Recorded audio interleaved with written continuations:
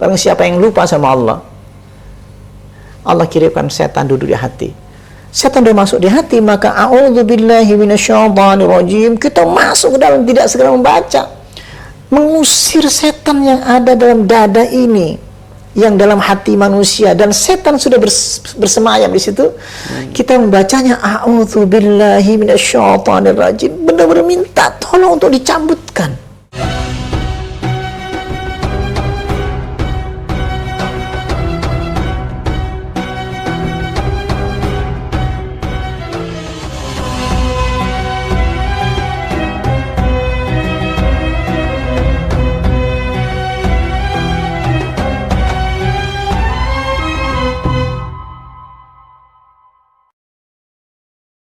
Assalamualaikum warahmatullahi wabarakatuh.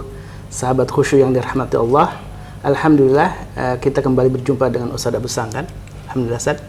Ya. Dan kajian tambah panjang, Ustadz, karena seputar sholat itu ternyata tidak hanya soal tadi fikih ya, soal ma'rifat hakikat. Dan alhamdulillah Ustadz sudah membuat klasifikasi atau urutan-urutannya sehingga kita mudah untuk memahaminya. Dan di dalam buku Menemukan Khusyuk yang Hilang ini saya sudah membaca, Ustadz. Pembahasannya kan dari mulai soal hakikat, ma'rifat sampai kepada fikih. Dan ini saya ingin satu mungkin biar lebih dalam, Ustadz ya.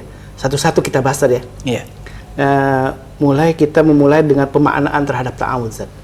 Kan kita memulai membaca Al-Quran itu harus dengan ta'awudz ya. Tentu dalam sholat kan kita membaca ayat suci Al-Quran. Al-Fatihah itu adalah bagian dari Al-Quran. Dan kita harus memulai dengan ta'awudz.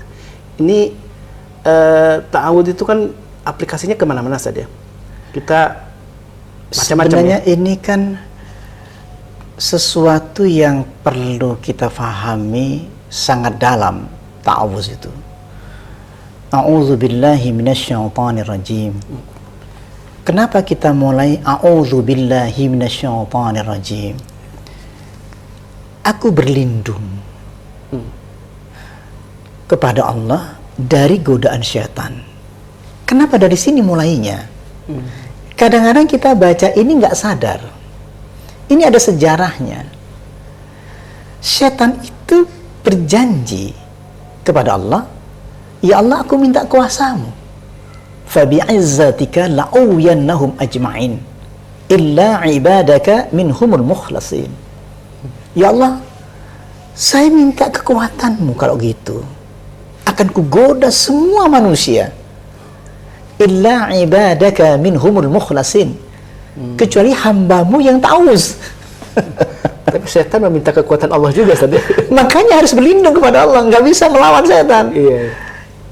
Kecuali hamba-hambamu yang mukhlas, yang berlindung kepada Allah, yang bersembunyi kepada Allah, yang minta perlindungan kepada Allah. Aku tidak bisa menggoda dia. Mukhlas, ikhlas, yang menyerahkan diri, yang menolkan diri dari hawa nafsunya.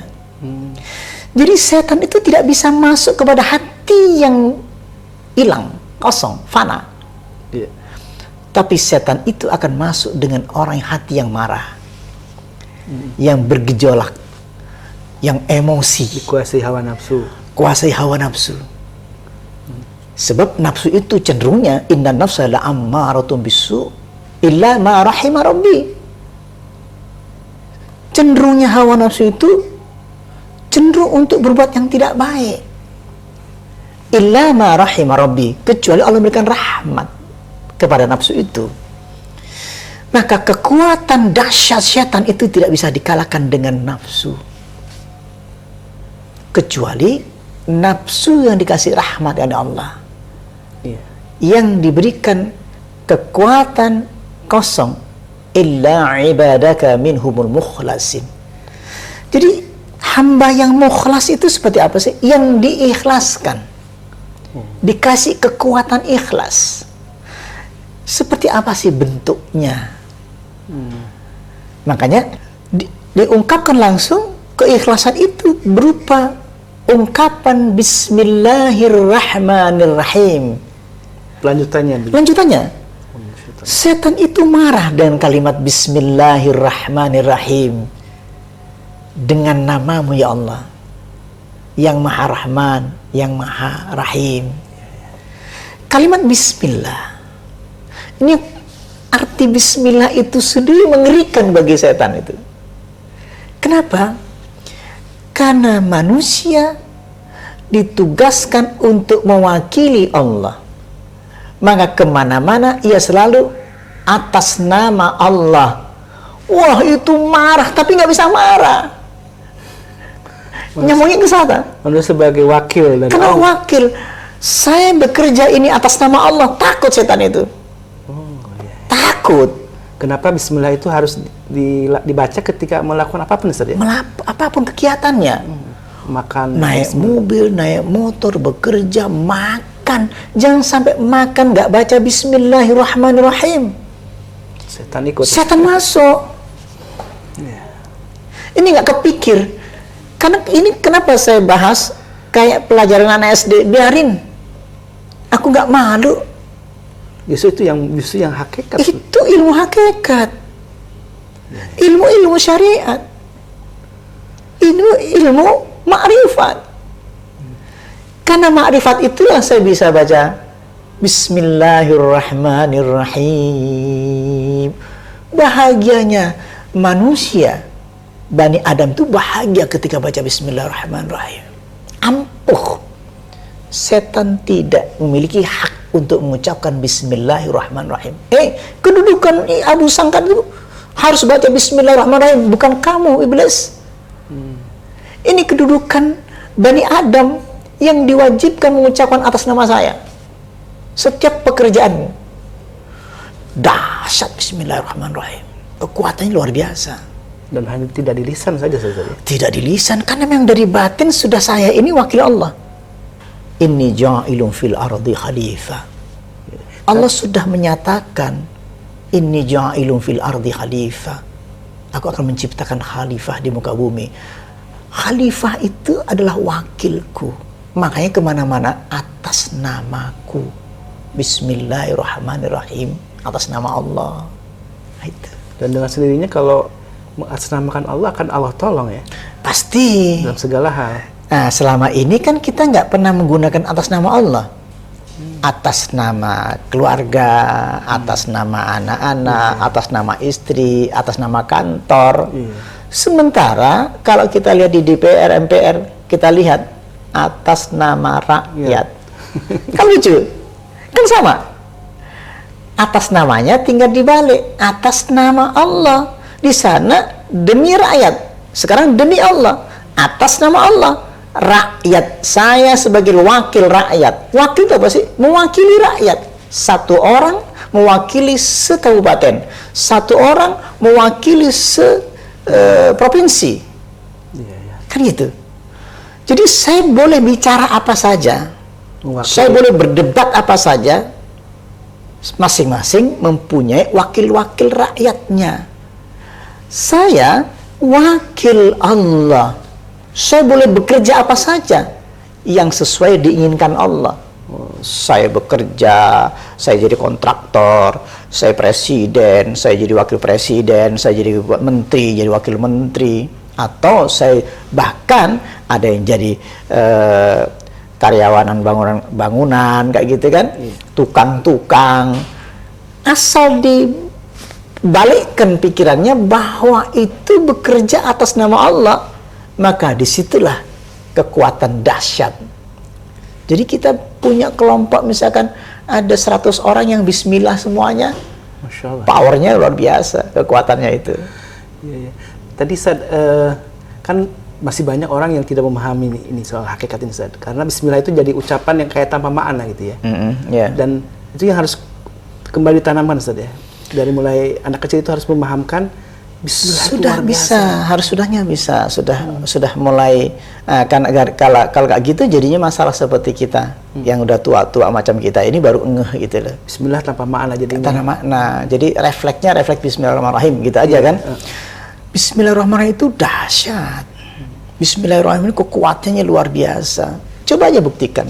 Saya bekerja atas nama Allah, powernya luar biasa. Powernya saya hilang, digantikan powernya Allah. Jadi kekuatan bismillah ini kalau di hayat luar biasa, itu akan menjadi kekuatan dalam melaksanakan apapun gitu ya. Sebenarnya ketika kita mengucapkan Bismillahirrahmanirrahim, kekuatan kita hilang.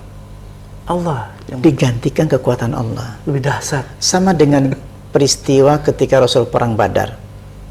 Walam taqtuluhum walakinnallaha qatalahum. Wa ma ramaita idh ramaita walakinnallaha rama. Ya Muhammad, walam taqtuluhum, bukan kamu yang berperang membunuh mereka itu. Walakinnallaha qatalahum. Tetapi Allah yang berperang kepada mereka itu. Wa ma ramaita idh ramaita walakinnallaha rama. Bukan engkau yang melempar panahmu ketika idh ramaita. Perhatikan kalimat wa ma ramaita idh ramaita. Kalimat idh ramaita kan bersamaan itu Rasul kan panahnya dilepaskan. Iya. Muhammadnya harus tidak ada. Jangan pakai hawa nafsu. Dikosongkan. Kosong. Karena atas nama Allah. Atas nama Allah. Makanya seorang tentara yang berangkat berperang ke tempat yang memang dituju untuk berperang, melawan penjajah misalkan, dia bukan atas nama rakyat lagi, atas nama Allah. Sehingga Allah yang memberikan kekuatan. Iya, memberikan kekuatan, powernya, kekuatannya. Dan kalau dia mati syahid, dia mati syahid, mati yang selalu menyaksikan Allah. Malah itu kenikmatan yang luar biasa Di situ bahkan ingin mengulang lagi, perang lagi. Musyahadah. Jadi mati yang musyahadah, mati syahadat kan gitu. Iya. Mati yang musyahadah. Ketika kita walam taqtuluhum walakinnallaha qatalahum wa ma ramaita idh ramaita walakinnallaha rama. Ya Muhammad, bukan engkau yang berperang ketika berperang itu, yang membunuh mereka itu. Walakinnallaha qatalahum. Tetapi Allah yang berperang. Wa ma ramaita idh ramaita walakinnallaha rama. Bukan engkau yang melempar panahmu ketika melempar panah itu, tetapi Allah yang melemparnya. Nah itu. Saya kalau sebagai wakil berarti kita harus tahu apa keinginan yang diwakilkan. Iya dong. Itu kuncinya berarti. Iya. Allah tidak akan memberikan kekuatan ketika kita hanya baca bismillah tapi tidak melaksanakan, tidak melakukan apa yang diinginkan oleh yang memberikan mandat itu tadi. Iya. Jadi setiap hari apa sih yang diperintahkan oleh Allah untuk kita ini? Pertama, hubungan apa dengan sholat dan bekerja? Ada hubungannya? Ada. Selama ini kita menjadi, maaf bahasanya kita bahasa nganggur misalkan ya. Iya. Yang penting gue sholat. Untuk apa sholat? Sholat itu untuk minta tolong. Minta tolong apa? Sebuah pekerjaan saya hari ini. Sebagai apa saya? Sebagai kontraktor, sebagai dosen, sebagai wartawan. Semua pekerjaan itu kaitannya dengan sholat. Maka aku jadi wakil Allah. Makanya kita punya bakat masing-masing beda-beda. Yeah. Ada yang jadi pengusaha, ada yang menjadi wartawan, seniman. Jadi semuanya itu. Nah, terkumpullah ilmu itu jadi satu di situ. Nah itu kira-kira itu. Jadi Allah sengaja membuat jeda-jeda dalam kehidupan sehari itu dengan sholat karena sebagai wakil Allah harus meminta tolong. Karena dalam satu hari ini kita kan jatahnya kan satu hari aslinya. Makanya kan ketika tidur kita siap-siap mati, Bismikallahumma ahya wa bismika amut. Dengan nama ya Allah aku hidup dan dengan nama ya Allah aku mati.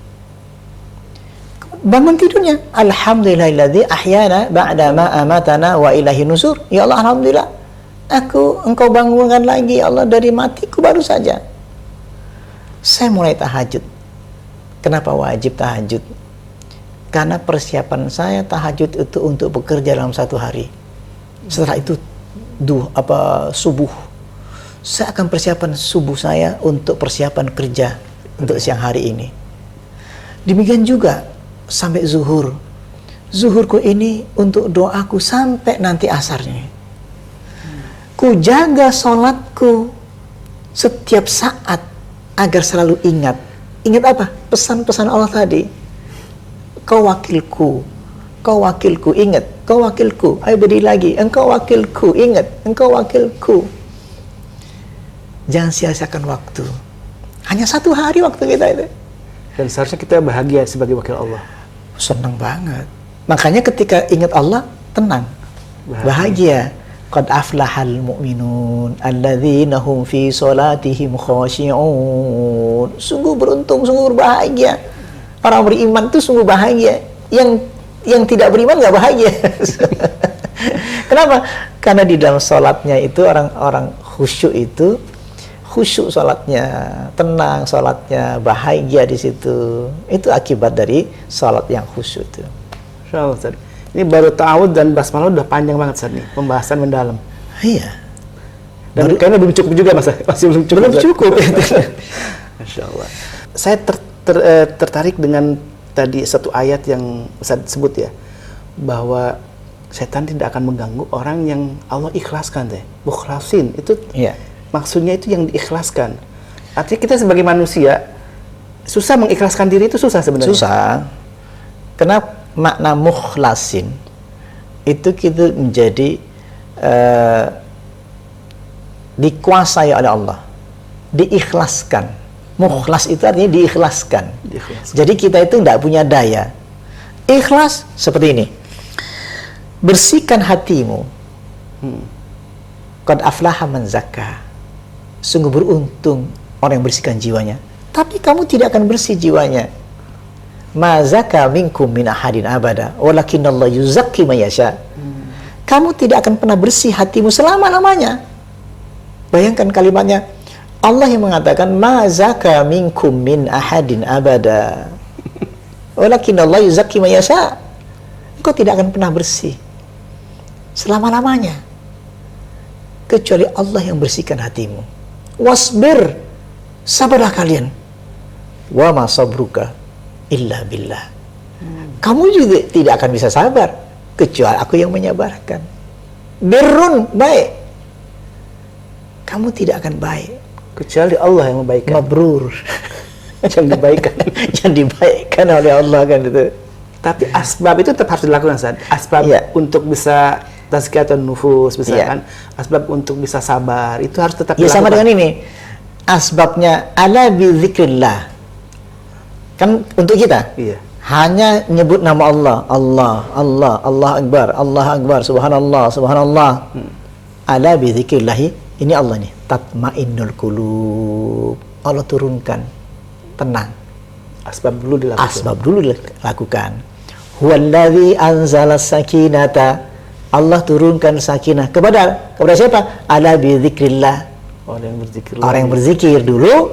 Pada huwallazi anzala sakinata fi qulubil mu'minin liyasdadu imanan ma'a imanihim. Dan bertambah tuh. Masya Allah, Ustaz. Jadi pembacaan ta'awud dan basmalah ini harus dimaknai sangat dalam saja. Ya. Dan jangan kemudian hanya sebagai ucapan lisan, karena kebiasaan akhirnya membaca tanpa makna jadinya. Jadi kadang-kadang setan itu masuk ketika sholat. Ketika baca Al-Fatihah, melamun kan dibawa oleh setan. Karena makanya pentingnya baca a'udzubillahi minasyaitonirrajim itu dalam arti bukan membaca biasa ya. Oh, tidak hanya membaca biasa, tapi penuh makna. Jadi kalimat a'udzubillah artinya gini, minta perlindungan itu kita bersembunyi. Setan itu kan masuk ke wilayah dasar. Paling dasar itu masuknya.